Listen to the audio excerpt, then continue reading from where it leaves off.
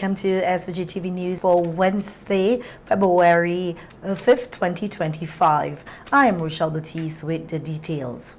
Executive Director of the SVG Chamber of Industry and Commerce, Anthony Regisford, says the chamber is closely monitoring tariffs imposed by the U.S. on several countries, including Mexico, China, and Canada.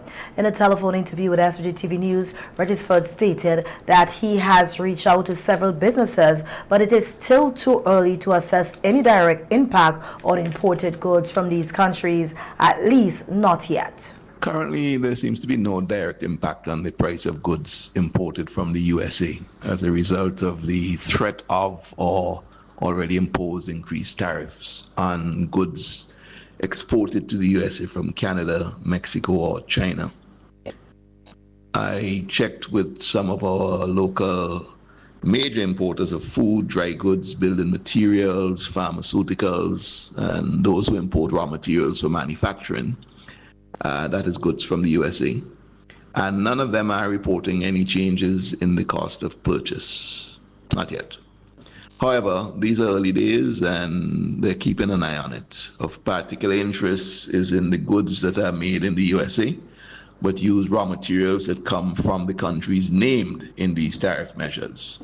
The 25% tariffs on shipments from Canada and Mexico have been delayed for a month, while a 10% tariff on goods imported from China has already been imposed. Regisford noted that while these measures have yet to be fully felt in St. Vincent and the Grenadines, the potential long-term impact could be significant. He explained that once inflation rises in the U.S. as a result of these tariffs, SVG will likely experience price increases on several fronts, particularly in the cost of goods and services. This could lead to a ripple effect on local businesses, as many rely on imports from these countries. Likely that in that event, the cost of the finished product will increase. Clearly, if we import such affected goods, then we will see related price increases. In terms of the impact on businesses in general, I have to say again, early days, but these tariff measures, if they drive up inflation in the USA to a point where persons feel a squeeze or start to feel a squeeze on disposable income, then it could very well have a negative impact on the number of tourists coming from the USA to these parts. Remittances also could take a hit, put in less money in circulation. Naturally, these two factors will negatively impact business. We're not there yet, and hopefully that's not where we're heading. Regisford reaffirmed the Chamber's commitment to assisting local businesses in navigating the changing trade environment, ensuring they have necessary information to make informed decisions. Prime Minister Dr. Ralph Gonsalves is reporting that since the opening of the Argyle International Airport 8 years ago, the country has seen over $1 billion in investments. He said some of these investments include both local and overseas contributions, particularly in the hospitality sector. Because of Argyle International Airport, we have had over $1 billion already in investments in hotel plant, and more money than that in other ancillary services. Thousands of persons are employed. At Argyle alone, 450 persons. Down at Sandals, 850.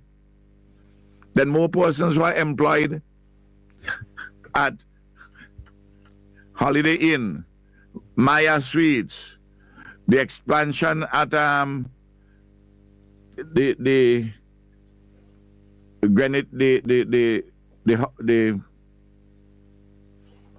hotels under Keddy Glass, under the Guns, the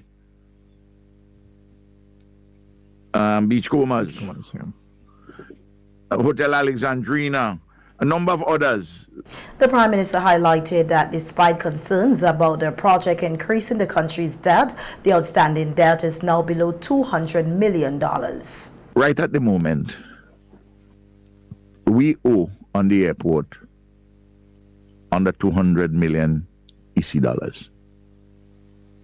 I want to thank the people government and people of Venezuela for giving us significant debt relief, even after they had helped. The Petrocaribe debt, part of which was used to build the airport.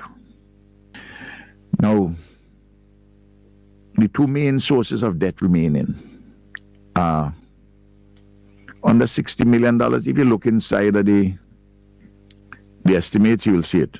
Different loans from Taiwan. Then you look in the estimates also in the debt profile, you will see in the region of $115 million owed to the Alba Bank for different loans towards the airport at different times. And there are small loans, maybe $4 or $5 million remaining outstanding. The Agal International Airport officially opened on February 14, 2017.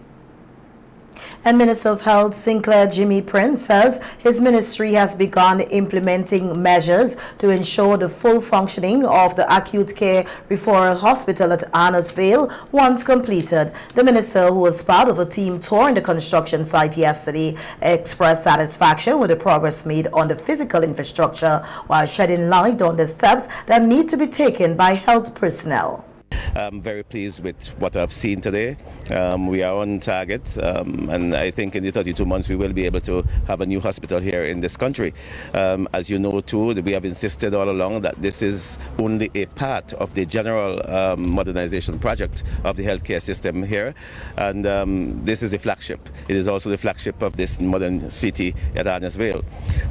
We are at the moment working on other components of this project, like leadership and governance of the hospital, dealing with the health workers and training and the like, because we can't just put a facility here without looking at what happens inside of the facility. So the Ministry of Health at the moment is dealing with that, and while the other people are dealing with the construction of the facility. Construction of the acute care referral hospital is expected to be completed within 3 years. With the Easter Regatta returning to Bequia along with 9 days of Sailing Week activities this year, several businesses have expressed interest in participating. Paradise Foods is one such company. Its founder, Zoe Adam Morfridge, stated that it is a great opportunity for other businesses, and she's encouraging companies to get on board. And we're a provisioning company that's powered by a technology platform and has bases in many islands in the Caribbean.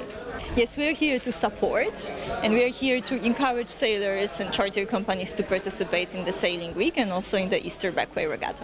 So it's Easter. The regatta is going to happen in April. Everybody can come to here to participate in Bequia to start, and we welcome everybody also to use our provisioning services, because sailors are hungry people and they need to eat. Sailing Week is slated for April 13th to the 21st. More local news when it returns. Stay with us. Welcome. A 5-day enumerators and supervisors training for the Census of Agriculture and Fisheries pilot commenced on Monday, February 3rd, 2025, and will conclude on Friday, February 7, 2025. The workshop is taking place at the University of the West Indies Open Campus. This initiative will test the full census framework, including data collection, analysis, and reporting. Speaking at the opening ceremony, Chief Agricultural Officer Renato Gums emphasized that efficiency must be a priority and urged the attendees to conduct interviews thoroughly while avoiding shortcuts that could compromise data integrity. So the data collection, the analysis of the data, the reporting, everything has to be in place to run a pilot, and that is what we are here to do today, to make sure we have the system well oiled and we can deliver an accurate census. With the census, we have to stress efficiency. Get it done quickly but accurately. If you look at the questionnaire, they're pretty long. Something could be tedious for people, and sometimes people doing these census have a tendency to cast the tablet aside, because you will be using tablets, and they walk with a notebook and start to ask 2 questions, and they think they can write the other information off their head. People tend to do that with census, and it's something you need to avoid. If you do that in this pilot here, we will not get an accurate idea of the length of time it actually takes to do a questionnaire. So we have to do it properly. Now, I don't know all of you, I know some of you, but I don't know all of you. I don't know what experience, I guess some of you may have worked on the population housing center. So you will have some experience, but not all of you will have any experience in doing the data collection for the census. So it's important that you pay particular attention to what is being said here today and use the information. When you go home, you analyze the information in your mind. You might need to read over some things to make sure you grasp what was being said. But the important thing, you have to understand the importance of this census. Gums also explained that the census will provide crucial insights for policy formulation and resource allocation, making it imperative that every enumerator remains diligent and meticulous throughout the process. Also addressing the opening ceremony was Narissa Gittins-Macmillan, Permanent Secretary in the Ministry of Agriculture, Forestry, Fisheries, Rural Transformation, Industry and Labour, who highlighted the broader impact of the data, noting that inaccuracies could hinder future planning and development. She urged participants to engage fully, seek clarification and understand their responsibilities. Trying to emphasize the significance of when you collect data to our officers, that what you do out there in the field impacts not just you, but the country. Because you may know that a lot of the decisions that are being made, agriculture is very significant. So we are looking for information in policy making, in planning, in development. Where should our next emphasis be in the whole scheme of things? Right now, the ministry is in the process of doing a host of new things, and in some cases, expanding on things that are already there. So if we look at the fisheries, then we're supposed to, by the end of the year, be catching significant amount of fish, significantly more than we're currently doing, because we are now in the process of putting down fads. How would the census assist us in determining where we are going, what we're currently doing, where we are going, what needs to be done to help us to get there? And remember that this is not just for the farmers. The government of St. Vincent and the Grenadines has applied for financing from the World Bank toward the cost of the OECS Data for Decision-Making Project, the DDMP, and intends to apply part of the proceeds for service delivery for enumerators and field supervisors. In other local news now, we hear that the capacity building training in board Captaincy 3 for local officials will wrap up here on Friday. The training is being hosted by the Fisheries Services in the Ministry of Agriculture, Forestry, Fisheries, Rural Transformation, Industry and Labour as part of the Contingency Emergency Response Component CERT of the Unleashing the Blue Economy of the Caribbean UBEC Food Insecurity Project. Chief Fisheries Officer Jennifer Cruikshank-Howard said the certified training will provide fishers with skills and certification in boat captaincy to improve their ability to navigate their fishing vessel effectively. This program builds on the foundation of our safety at sea training that was delivered from September to early December 2024, ensuring that you are well prepared for the next step. The training will be rolled out in 5 cohorts, running from today, February 3rd, to March 7th. In the Fisheries Conference Room, and also we are hoping to have one of the cohorts in Bequia to accommodate our fishers from Bequia. We are pleased to collaborate with the Caribbean Fisheries Training Development Institute, the CFTDI, this is in Trinidad, in facilitating this comprehensive training course. Your participation and keen interest in this training are truly appreciated. We are committed to working alongside you to ensure your success and the continued growth and sustainability of our fishing industry. Interim project manager of the UBEC CERTS Insecurity Project, Roxanne John, said the aim is to build back production and provide the necessary support, including for fishers to harness what's in the blue economy. You, as fishers and captains, you know best more than us what is out there. But we need to be equipped. I know many of us are very skillful in our way.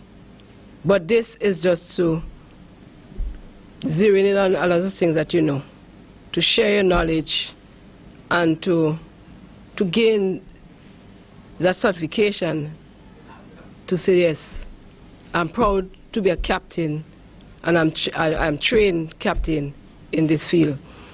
The project is being implemented through the Ministry of Finance, Economic Planning and Information Technology in collaboration with Ministry of Agriculture, Fisheries, etc. And we are happy to have to partner with CFTDI this morning. We come a long way. And we thank God that this project was extended that could allow this training to take place. And that's why I'm so happy, because we almost could not have make it happen, but it is happening. So you are here, and I want you to make sure, take all the interest, participate fully. It's a short program, very short, but it will be intense. It will be valuable. We have chosen CFTDI because they have the competence, they have the knowledge, they have the certification to pass on to you. We have brought them here, so let us make use of them fully. The facilitators for the training course at the consultant firm Caribbean Fisheries Training and Development Institute, in collaboration with the Fisheries Services, the Ministry of Agriculture, Forestry, Fisheries, Rural Transformation, Industry and Labor. 7 beach scene fishers receive fishing equipment through the Direct Production Support Voucher Program established in response to Hurricane Beryl on July 1st, 2024. Approximately $30,000 in vouchers redeemable at Lolly's Fishing Supplies was distributed to support their recovery efforts and help them to invest in essential resources for their trade. Similar distributions are set to continue in the coming weeks. The Ministry of Agriculture, Forestry, Fisheries, Rural Transformation, Industry and Labor says it remains steadfast in its commitment to support fisherfolk and revitalizing the fisheries sector in the aftermath of Hurricane Beryl. And that brings us to the end of our local news. We head at St. Lucia to establish task force on implications of new U.S. tariff and immigration policies. This from the region. When we return, stay with us.